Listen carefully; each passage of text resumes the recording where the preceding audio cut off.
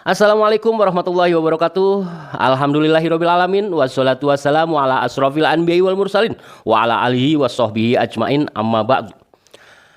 Alhamdulillah, puji syukur kehadirat Allah Subhanahu wa taala yang telah memberikan karunia-Nya, karunia nikmat iman, nikmat Islam, nikmat rohani juga nikmat jasmani untuk menjalankan kehidupan sehari-hari di muka bumi ini dan untuk menjalankan ibadah kita sebagai hamba Allah.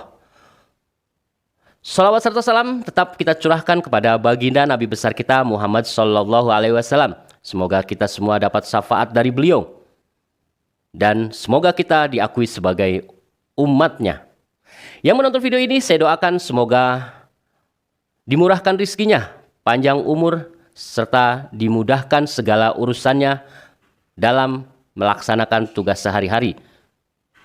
Amin, amin, amin ya robbal alamin. Kali ini saya akan mereact sebuah video yang sekarang lagi panas-panasnya. Sudah beberapa bulan ke belakang tetapi sehingga detik ini masih kisruh dan masih hangat diperbincangkan oleh warganet. Yaitu tentang pengajuan Perdana Menteri Malaysia, yaitu Ismail Sabri Yaakob. Ia mengajukan agar bahasa Melayu dijadikan sebagai bahasa ASEAN kedua. Tetapi tidak serta-merta Menteri Pendidikan Indonesia yaitu Bapak Nadiem Karim menerima begitu saja. Jadi sebenarnya semua negara berhak mengajukan bahasanya dijadikan bahasa kedua ASEAN, khususnya Asia Tenggara ini ya. Berhak. Tetapi nanti dulu. Jangan asal mengajukan terus pengen diterima begitu saja, karena bahasa kita, bahasa Indonesia, juga berhak diajukan. Sebelum kalian mengajukan, hai Bapak Yaakob, mari kita berkompetisi dulu. Manakah yang lebih berhak, manakah yang lebih berlayak, dan manakah yang memenuhi persyaratan untuk dijadikan sebagai bahasa ASEAN kedua. Oke, kita kumpas, kita bahas tuntas permasalahan bahasa yang bisa dijadikan sebagai bahasa ASEAN kedua. Sebelum bahasa Melayu Malaysia dijadikan sebagai bahasa ASEAN kedua, mari kita sandingkan dengan bahasa Indonesia.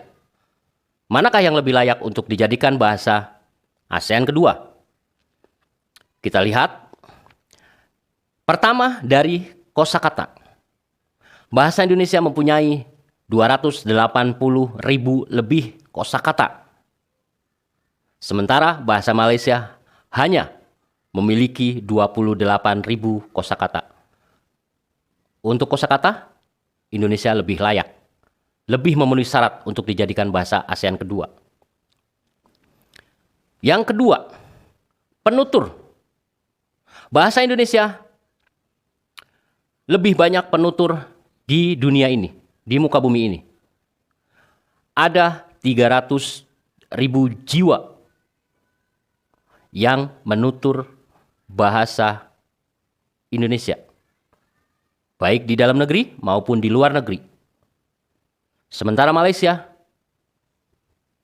jangankan dituturkan atau diucapkan atau dilafazkan oleh orang-orang di luar negeri sana, sementara di Malaysia sendiri warganya tidak menggunakan bahasa Melayu Malaysia. Itu penutur. Di Malaysia ada 3 etnis. Etnis Melayu Malaysia, etnis India, dan etnis Cina. Orang Cina ketemu orang Cina menggunakan bahasa ibunda mereka, yaitu bahasa Mandarin. Orang India ketemu orang India, mereka menggunakan bahasa Tamil. Dan orang Melayu Malaysia ketemu orang Melayu Malaysia menggunakan bahasa Inggris. Orang India ketemu Cina, bahasa Inggris. Orang Melayu ketemu India, bahasa Inggris. Tidak banyak yang pandai bahasa Melayu Malaysia. Poinnya, bahasa Melayu Malaysia tidak bisa dijadikan bahasa ASEAN kedua. Menurut saya. Kenapa? Karena di Malaysia sendiri banyak yang tidak paham. Anehnya, Ismail Sabri Yaakob dengan lantangnya, dengan pedenya, mengajukan bahasa Melayu Malaysia atau bahasa Melayu diajukan sebagai bahasa ASEAN kedua. Beliau tidak melihat di intern negara Malaysia. Dia hanya melihat karena bahasa Melayu digunakan ada di Indonesia, ada di Singapura, ada di Brunei, ada di Malaysia, ada di Filipina. Jadi dia pikir ASEAN itu bahasa Melayu digunakan di beberapa negara. Sekarang yang ketiga, bahasa Indonesia sudah dipelajari di 7 universitas luar negeri. 1 di Korea Selatan, di Maroko, di Jepang, di Australia, Melbourne, dan 3 lagi di Amerika, yaitu Sastra Indonesia. Yang keempat, Indonesia memiliki undang-undang tentang bahasa Indonesia, yaitu tertera dalam Sumpah Pemuda. Yang ketiga, yang mengatakan bahwa bahasa Indonesia adalah bahasa persatuan di Indonesia. Dan ketentuan-ketentuannya di dalam negara, di dalam komunikasi rapat kenegaraan atau pidato kenegaraan, di situ dituliskan wajib menggunakan bahasa Indonesia. Nama-nama jalan wajib menggunakan bahasa Indonesia. Nama-nama gedung, institusi pemerintahan, gedung-gedung kepemerintahan wajib menggunakan bahasa Indonesia.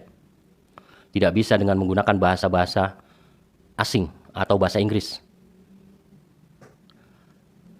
Boleh kita buktikan atau boleh kita lihat, Presiden kita Joko Widodo setiap pidato kenegaraan dia menggunakan bahasa Indonesia. Dia tidak peduli yang lain tahu atau tidak, karena dia pikir di situ sudah ada penterjemah. Itu.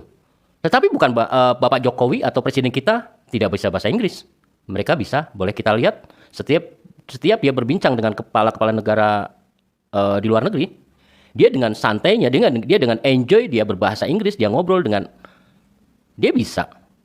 Tetapi karena Presiden kita mematuhi undang-undang tentang bahasa Indonesia, berbeda dengan presiden-presiden sebelumnya, seperti SBY mungkin.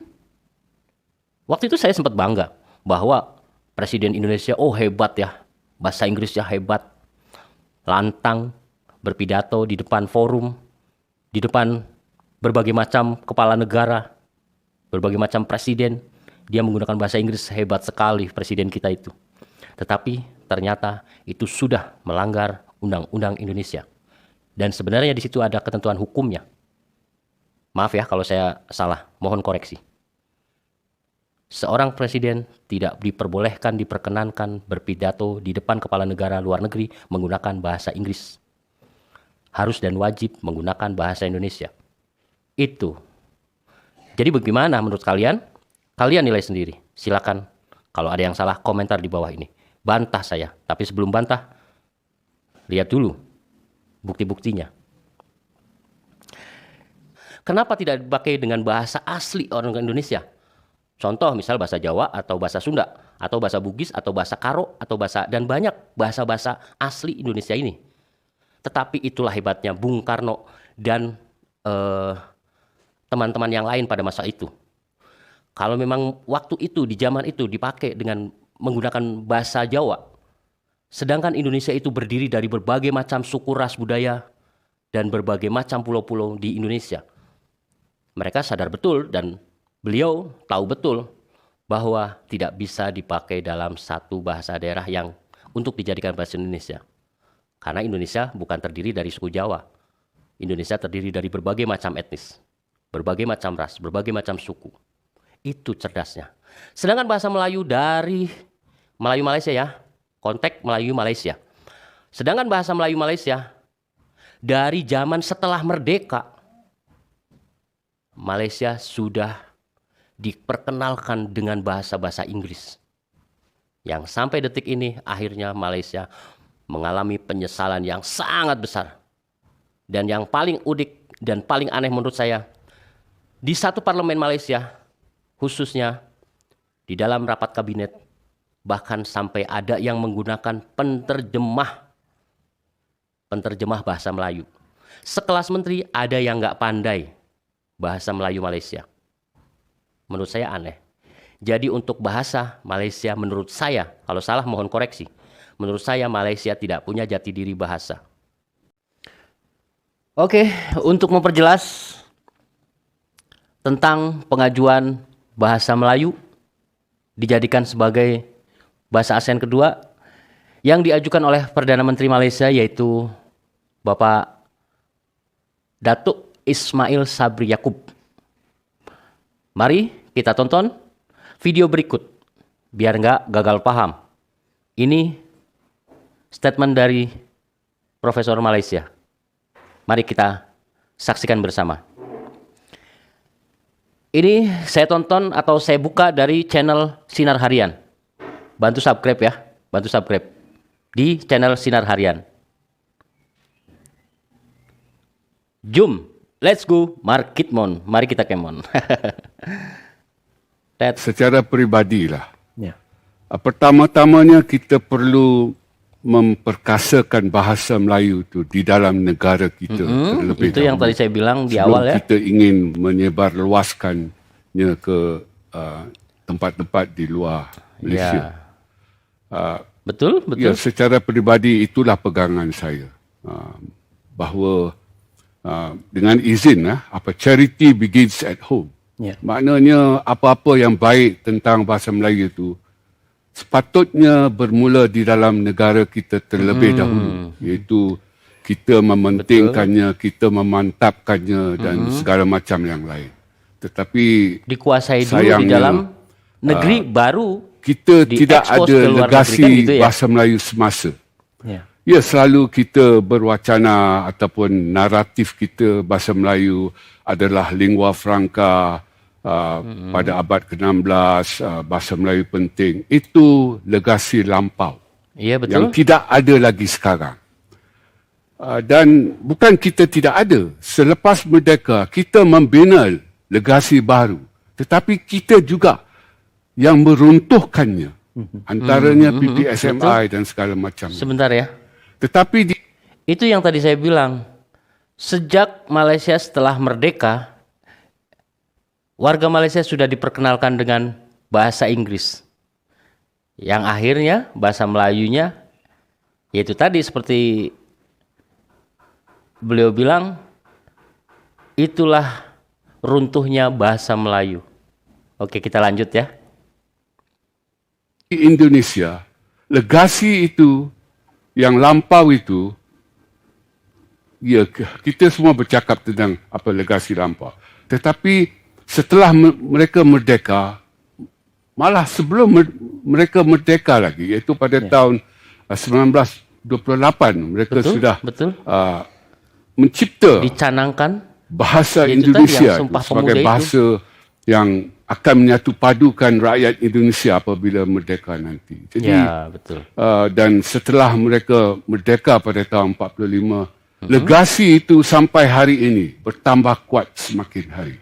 Jadi di Indonesia bukan saja setiap rakyatnya fasih berbahasa negara. Mereka bangga, mereka sayang, mereka taat kepada bahasa negara mereka. Tetapi di Malaysia ini malang sekali lah. Masih ada warga negara yang tak boleh berbahasa negara. Sebentar. Jadi, guys. Ini sesuatu yang amat. Ini yang tadi saya bilang. Malaysia mengalami penyesalan yang sangat dahsyat, yang sangat luar biasa. Ya ini nih. Ya, oke kita lanjut. Tidak kena. Apa erti kerakyatan yang dipegang oleh mereka?